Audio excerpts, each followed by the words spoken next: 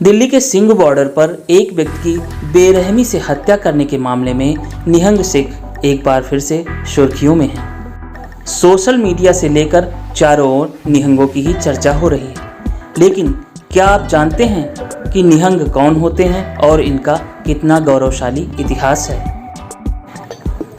निहंग शब्द की उत्पत्ति संस्कृत के शब्द निशंक से मानी जाती है, जिसका अर्थ होता है निडर और शुद्ध, जो बिना किसी शंका के हो, यानी निशंक।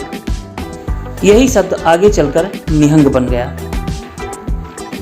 लेकिन कुछ लोगों का मानना है कि इस शब्द की उत्पत्ति फारसी शब्द से हुई है, जिसका अर्थ होता है तलवार, कलम, घोड़ा और मगरमच्छ। गुरु शब्द रत्नाकर महान कोश में भी ऐसा ही उल्लेख मिलता है। श्री गुरु ग्रंथ साहिब और श्री दशम ग्रंथ साहिब में भी ये शब्द इस्तेमाल हुआ है।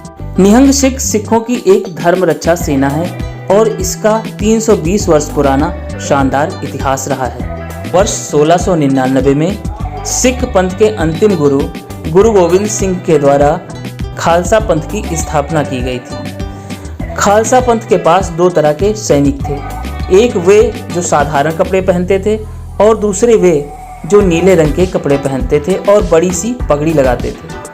नीले रंग के कपड़े पहनने वालों को ही निहंग कहा गया।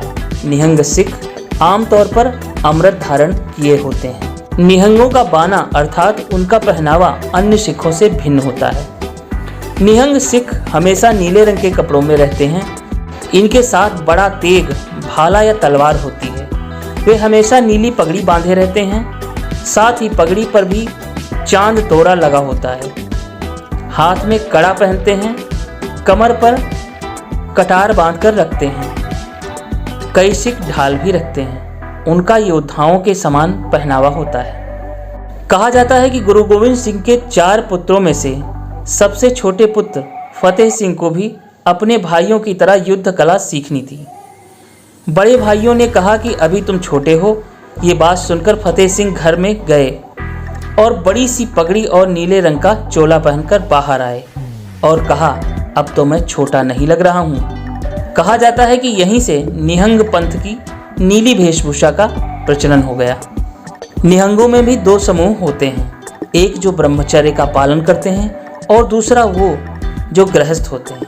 गृहस्थ निहंग की पत्नियां और बच्चे भी वही वेश धारण करते हैं जो निहंग करते हैं। इतना ही नहीं, कहते हैं कि राम जन्मभूमि की रक्षा के लिए यहाँ गुरु गोविंद सिंह जी की निहंग सेना से मुगलों की शाही सेना का भीषण युद्ध हुआ था, जिसमें मुगलों की सेना को बुरी तरह से हार का सामना करना पड़ा था। उस वक्त दिल्ली और आगरा पर औरंगजेब का शासन था। इस युद्ध में गुरु गोविंद सिंह जी की निहंग सेना को चिमटाधारी साधुओं का साथ मिला था। इस युद्ध में पराजय के बाद सिखों और साधुओं के पराक्रम से औरंगजेब बहुत ही हैरान और क्रोधित हो गया था। ऐसी ही और रोचक जानकारियों के लिए हमारे चैनल को लाइक करें, सब्सक्राइब करें और फ्रेंड सर्कल में शेयर करें। Thank you for watching.